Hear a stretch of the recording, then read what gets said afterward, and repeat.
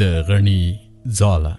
د غني ځاله د هیواد د نانتو ناول لیکوال خدای بخښلي نصیر احمد احمدي وروستی ناول دی. پر بلبل آپی زه حکمت آریان درته وړاندې کوم. د هوا په سړېدو سره مې د ځغالو یوه وړه بخارۍ واخیسته. د مني په اخیره کې مکتبونه رخصت شول. لور مې په یوه مضمون کې مشروطه وه، زوی په دریو کې. سپک مې نه کړل، نه ول ملامت. درس به یې څنګه زده کېده. نیم کال یې په اوبو کې لنده ډوډۍ خوړلې وه، خو د ژمي په اوله کې مې دواړه په کورسونو کې واچول. یخني ته به مې نه کتل. ان د واورې د اورېدو په وخت کې به هم د دواړو سړکونو په منځ کې ناسته وم. سپین بڅرکې به راباندې تویېدل، خو باک نه راته. لا راته ښه وه. په اورښت کې به زیاتره موچیان نه ول، ناروغه کېدل، خو زه به په خټو کې ناسته وم. پزه به مې بهېده، ټوخل به مې. د ځان غوندې لندې په خټو لړلې چرمي موزې به ماته راتلې. موزې به وځلېدې، تازه به شوې، خو زه به هماغسې په خټو ککړه ناسته وم. ککړه دې وای نو څه؟ د ماشومانو په غومبرو کې مې سرخي پیدا شوه. له خندا سره روږدي شول، شونډې نه وتې.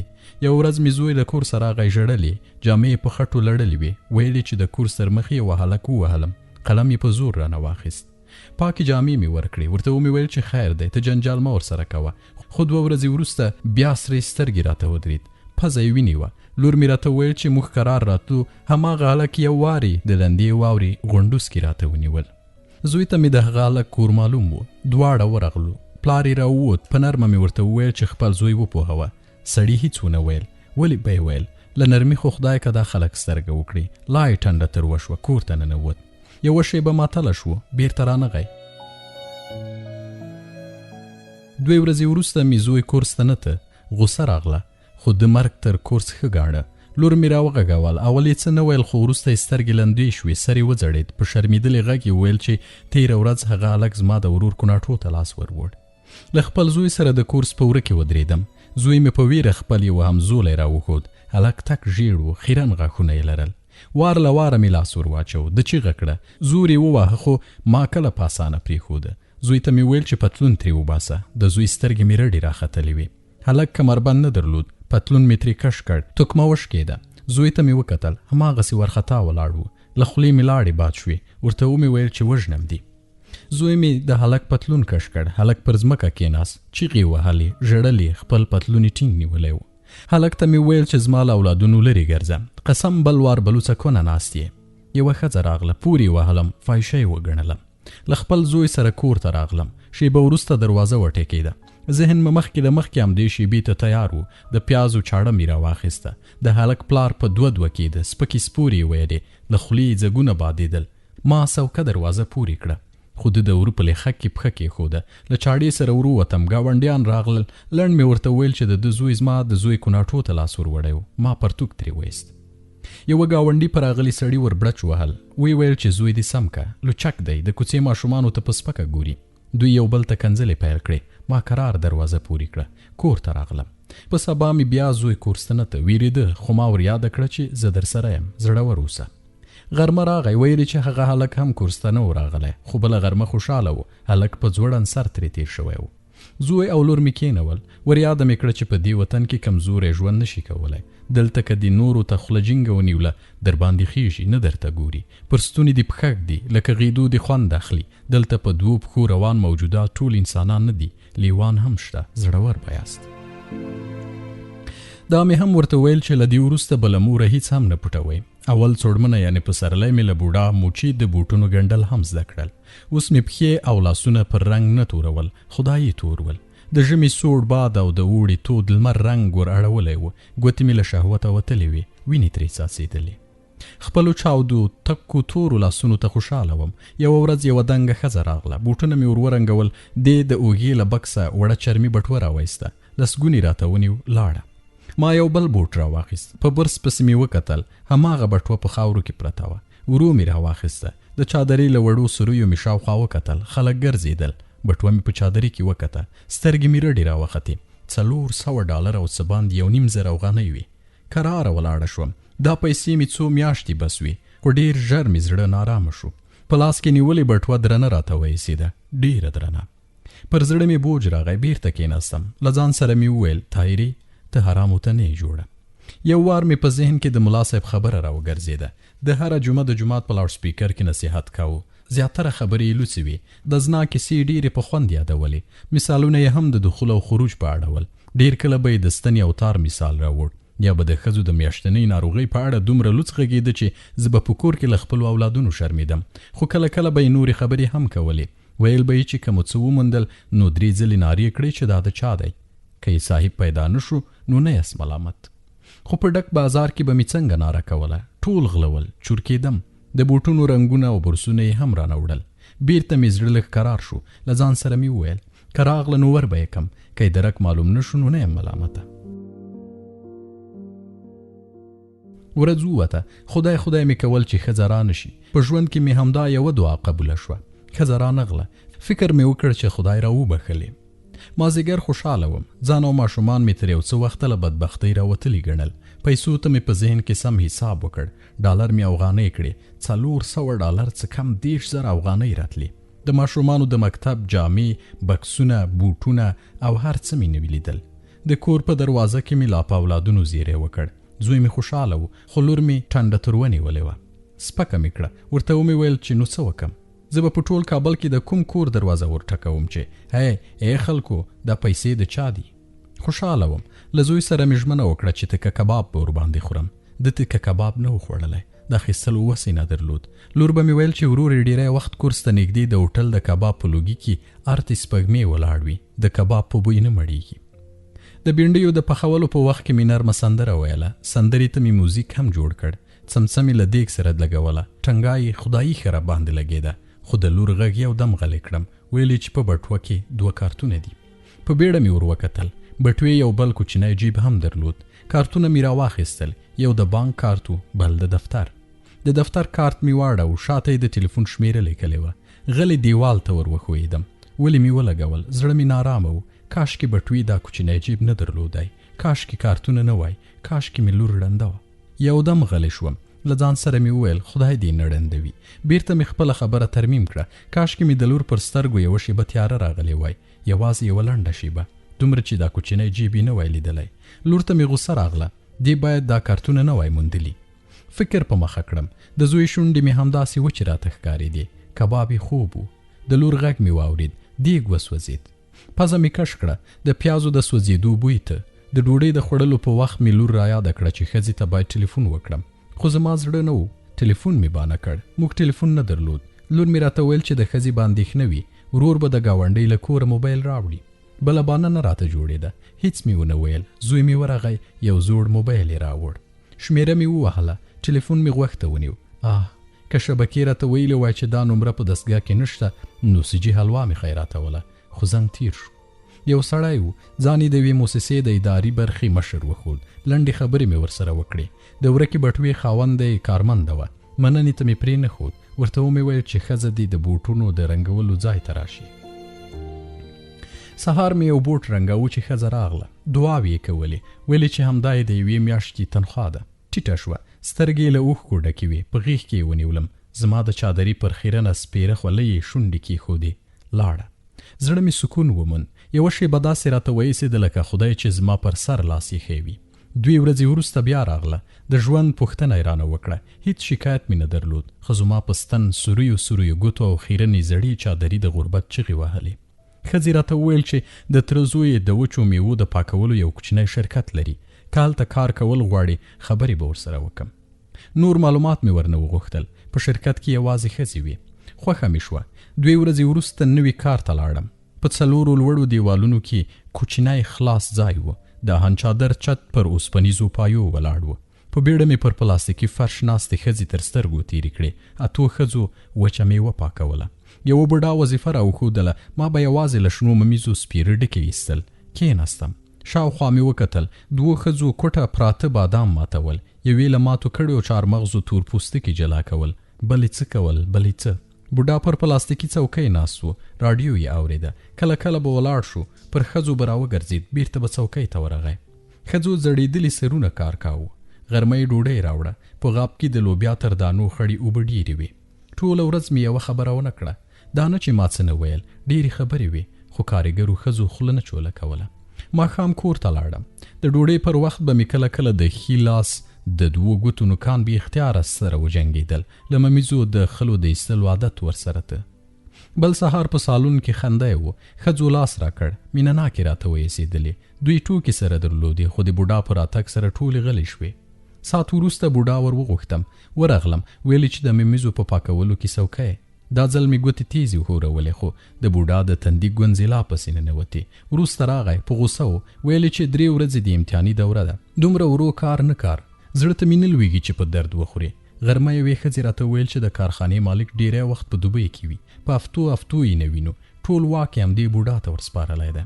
ماسپښین مې د بوډا له غوسې ډکه ناره واورېده. ور ومې کتل. په جګو پښو د ماتو شویو بادامو کوټې ته ناست و. په ګوتو کې د مات شوي بادام سپینه ټوټه نیولې وه. د یوازې کارګرې ته غوسه کوله. ویلې چې د چټک له وار سره پام کوه. بادام باید له پوستکي روغ راووځي. د ښځې سر ځوړند و. غلې ناسته وه. هیڅ یې هم نه ویل خو ډنګر لاس یې لړزېده. بیا ما ته راغی. په پاکو ممیزو کې تورې ګوتې ننیستې. ډک رغوي ته یې ورپو کړل. ممیز یې بیرته پر کوټه واچول. ودرېد خو یو دم بیرته کېناست. یو ممیز یې راواخیست. خلی لا پکې پاته و. ممیز یې په 2 ګوتو کې راته ونیو. ما خلکی ترې ویست. د خولې ته واچاو. بې غاښونو وره یې پرې ټینګه کړه. له غروره ډکې وړې سترګې یې وځلېدې. دنیا یې فتح کړې وه خو کور یې ودان. هیڅ یې ونه ویل. لاړ پر څوکۍ کېناست. په 3مه ورځ له کار سره بلده شوم. بلده له اوله وم. له ممیزو د ډکو ایستل جادو نه و. کوم خاص کمال یې نه درلود خو اوس مې ګوتې تیزې خوځېدلې. خوشحاله وم. غم مې نه درلود. زموږ لوی ارمان وچه ډوډۍ وه. وچه ډوډۍ را رسېدله خو کله کله به د بوډا رویې خوړلم. دی له ما سره سم و. پوهېدم چې د واسطې په خاطر سترګه رانه کوي خو پر نورو ښځو تیز ورته. ډېر تیز. کله کله به یې له خولې سپکه خبره راووته. یوه ورځ د یوې ښځې پښه د اوبو له جګ سره ولګېده. جګ پر کونه تاو شو. ښځې چټک لاس ور وغځاو خو اوبه د شنو ممیزو تر کوټې لاندې وتې. بوډا یو دم پر ښځې منډه ور واخیسته. پور یې وهله. له خولې یې بې خونده خبره راووته. سمه تکه شنه خره. زړه مې اور واخیست. ړنګه ښځه مې تر مټ ونیوه. ښځه کېناسته. ژړل یې. یوه بله ښځه راغله. لاندې ممیز یې لمر ته وایستل. بل سهار مې زوی ناروغه و. کار ته ناوخته ورغلم. بوډا راته وویل چې داسې کار نه کار. غلې ترې تېره شوم خو په سبا یې بیا ناوخته شوم. په کوټې سنګي کې کوم چسپکي ماین الوتی و. 1 ساعت لاره بنده وه. بوډا ته مې د لارې د بندېدو وویل خو دی په 2 کېده. ویلې چې هیڅ څوک مفته تنخوا نه درکوي. حوصله ښه ده خو هر چاته نه. څومره چې به غلی وم د بوډا توهین ډېرېده. لړ مې وپوهاوه چې له تنخوا مې 2 ساعته پیسې وګرځوه. ښځو حیرانې سترګې راواړولې. حیراني پر ځای وه. پوهېدم چې دې سړي ته یوې ښځې هم داسې نیغه خبره نه وه کړې. لاړم. د ممیزو کوټې ته کېناستم. که غار اتله. بوډا ته مې وکتل. د راډیو چینلونه یې اړول. یو وار به سندره راغله. بیا به یو چا خبرې کولې. وروسته به یوازې د شارټۍ غوندې کغ پورته شو. پوهېدم چې دا د ډېرې غوسې نښه ده. دی به راته. ضرور به راته. د چینلونو دا ډول اړول طبیعي نه ول. خبره مې سمه وخته. بوډا په جګو پښو راته کېناست. ویلې هله نور مې نه یې پکار. ورکه شه. بیا مې هم حوصله وکړه. له ممیزو ډکې لپې ته مې ورپو کړل. بوډا تر مټ ونیولم. چغه یې کړه. کونه ده که غوږونه نه اورې تا ته وایم. فکر ته وخت پاتې نه شو. د هغه پر مخ مې ورخپړې کړې. غټه پزه یې په پنجه کې راغله. یو دم یې چغه کړې. شا پر تخته ړنګ شو. پر ټټر یې ورکېناستم. مخ ته مې سوکان ونیول. ښځې راغلې. په زوره یې ترې لرې کړم. د بوډا بخت ښه نه و. غټه پزه یې په سرو وینو کې پټه وه. بوډا چټک له سالونه ووت. شیبه وروسته بیرته راغی. له وړو سترګو یې اور بادېده خو څه یې ونه ویل. زوړ موبایل یې راته ونیو. زما واسطه وه. وار له واره د کار د اخلاقو او اصولو په اړه راته وغږېده. هڅه یې کوله چې ځان آرام وښیي خو په غږ کې غوسه نه شوای پټولی. لنډ مې ورته وویل چې خدای پامان. ټلیفون یې بند کړ. ما هم خپل بکس راواخیست. د بوډا په سترګو کې غرور پروت و. دروازې ته لا نه وم رسېدلی چې بوډا بیا راپسې راغی. واسطه دا ځل نرمه غږېدله. نه پوهېږم. شاید پیدا شوي $400 به یې سترګو ته درېدل. له ما یې په کارخانه کې تر مازدیګره د پاتې کېدو غوښتنه کوله. بیرته سالون ته ورغلم. د بوډا پر څوکۍ کېناستم. پښه مې پر پښه واړوله. یو رغوی پاک کړي ممیز مې خولې ته واچول. ښځو په حیرانۍ راته کتل. بوډا راډیو ور واخیسته. کوڅې ته ووت. خپه نه وم. دا وار مې لوږه په زړه کې نه راګرځېده. اوس مې نو د بوټونو په ګنډلو کې وړې وه. مازې 2 تغییره راتلل. اول له سیوري بیرته لمر ته کېدم، دوهم سپینو پښو او لاسونو له سره تورې دا رانه غوښته. مهمه نه وه، دا یې تور ژوند یو رنګ نه و. یو زوړ اخبار مې سترګو ته ونیو. یو وخت کارګرې ښځې یو دم ودرېدې، شاته مې وکتل. واسطله یې ودرېشي کړي سړي سره راغله. سړي میانه ونه درلوده، غټې رڼې سترګې یې وې، لنډه ږیره یې ګڼه وه، خو د ککرۍ سپین پوستکی تر تورو کمزورو ویښتو روښانه ښکارېده. ودرېدم، واسطې لاس راکړ. سړي لاس وخوځاوه. ښځې کېناستې. بوډا دوی پلاستیکي څوکۍ راوړې، پر یوې خپل زوړ څادر تیر کړ. سړي ماته د کېناستلو بلنه راکړه. زه هم پر خپل ځای کېناستم. ما دا سړی تر دې دمه نه و لیدلی، خو د کارګرو ښځو ولاړېدا راته ویل چې که وي که نه وي همدا د کارخانې مالک دی.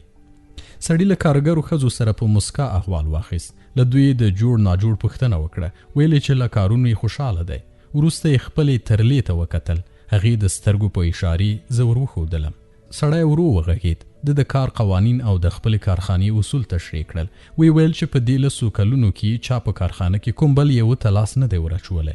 په کار کې هر څه د زغم وړ دي، خو توهین او لاس اچول نه مني. د اوږدې خبرې وکړې، په ټیټ غږ غږېده. په هره خبره کې به یې اغلې راته ویل، خو دې احترام خوړلم. ما له دا ډول احترامه ښه خاطره نه درلوده. په اخر کې راته ویل چې یوې مهمې جلسې ته روان و، خو د خپلې ترلې لپاره یې لاره راکږه کړه. ویلې چې دا موضوع به له نږدې وڅېړو. وروستۍ خبره یې دا وه چې متاسفه یم، ماته د یو سپین ږیري وهل او توهین د زغم وړ نه دی. بوډا ته مې وکتل. وړې سترګې یې ځلېدلې. سړی ولاړ شو. خبره خلاصه شوه. مانا نوره نو ځه، مخ دې ورک که. خو ترلې مداخله وکړه. ویلې چې د دې خبرې هم باید واورې. سړي ساعت ته وکتل. بیرته کېناست. ماته یې وکتل. ویل څه ویل لري؟ ومې ویل نه مننه. سړي خپلې ترلې ته وکتل. ماته یې مخ راواړو. دومره خو ویلی شي چې دا سپین ږیری دې ولې وواهه؟ دی دې د پلار غوندې دی. ومې ویل ځکه خو مې وواهه. دواړو یو بل ته وکتل. ومې ویل سم وایې، دی هم زما د پلار غوندې ګنده، مردار او ناولې خوله لري. د سپکو سپورو پرته یې بل څه نه دي زده. پلار مې هم په ښځې لاس پورته کاو. دی هم همداسې دی، خو پلار مې ښه و.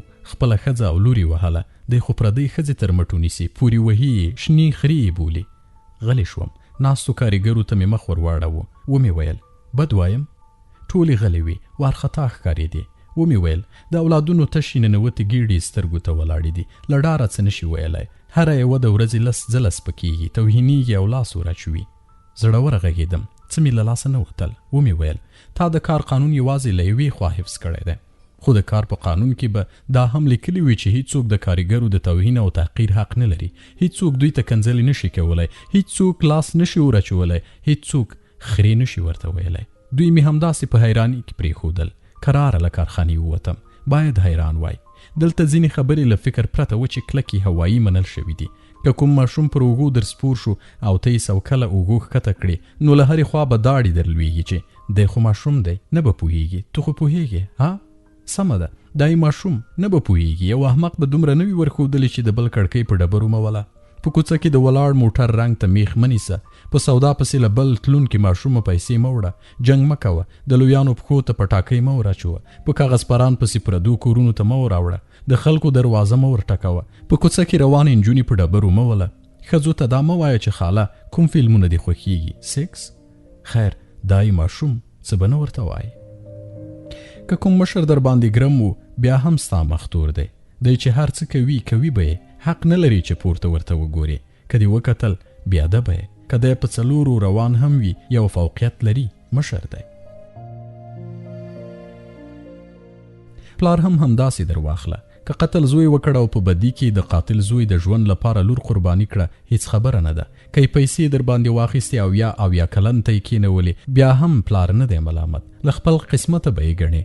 که یې په 14 کلنۍ کې په قمار کې وارولې، یو قمارباز، پوډري او شرابي ته یې کېنولې، بیا هم پلار د خپل اولاد بد نه غواړي. خیر به دې په همدې کې وي. آن د وړې ګیلې حق هم نه لري، ځکه چې پیدا کړی یې، ډوډۍ یې درکړې. پیشکه هم خپل پیشنګوري لوږې ته نه پرېږدي. ټوله ورځ ګرځي، دومره څه ورته راوړي چې ویې ساتي او له احسان پرته یې لوی کړي. خو دلته همدا یوه خبره هم بس ده چې پلار پیدا کړی یې. و بابا ولې پیدا کولم؟ ما خو نه ورته ویلي چې پیدا مې که. بس خپله لټې او سختي وه. د 5 روپو کانډوم یې وانخیست. له ښځې سره پریوت. یوه شیبه کته پورته شو، وسونګېد، سړه ساه یې وایسته. احسان یې پر خپل اولاد واچو چې وګوره په څومره زحمت مې پیدا کړې. ځه، انساني غریزه او حلاله نکاح ده. ټول کال په کال بچی راوړي، یو یې بیا دی. وروسته خو خپل مسؤلیت وپېژنه. تر هغه پلار ځان زار که چې مینه درکړي، خوراک، جامو، صحت، تربیه او درس ته دې پام وکړي، له نورو دې وساتي او خپل مسؤلیت ومني. که احسان در باندې واچوي هم بده نه ده. دلیل لري نور پلرونه د خپلو اولادونو په کیسه کې نه دي، خدای مسؤلیت پیژني، پیدا کړي یې، کوڅې ته یې ونه سپارلې، پام در باندې کوي او په سخته کې در سره دی. خو هغه پلرونه د احترام وړ نه دي چې پیدا دې کړي، خوراک، څښاک، صحت، جامې، تربیه او مکتب دې خدای ته حواله کړي او په ماشومتوب کې د دې قمار په یو داو کې واروي. نه هر ماشوم د ترحم وړ دی او نه هم هر مشر په احترام ارزي. نه د هرې مور تر پښو لاندې جنت پروت دی او نه هم هر پلار د دعا وړ. موږ ته همداسې ویل شوي دي. زما هغه ماشوم تر اوسه به دیسي چې زما د زوی کوناټو ته یې لاس ور وړی و. زه به د هغه مشر او ملا هیڅ وخت احترام ونه کړم چې مامور قدس یې ملایکه ګڼه او زه به عزته ورته ښکارېدم. زه به هغه پلار ونه بخم چې د امتحان لپاره مې امادګي نیوله، غوښتل مې چې د پخوا غوندې اول نمره شم. خدای راغی، کتاب او کتابچه په لغته ووهل، ویې ویل چې نور دا شیان در ټولوه، په درد دې نه خوري، په قمار کې مې واړولې، ځان تیار که، راتلونکې هفته دې واده دی. ځینې قضاوتونه له اوله منل شوي دي، هیڅ چاته غلط نه ښکاري. ان دومره زړه هم نه لري چې د سم او ناسم په اړه فکر وکړي. د کارخانې مشر هم همدا باور درلود، د بې حیثیته بوډا حیثیت تاواني شوی و.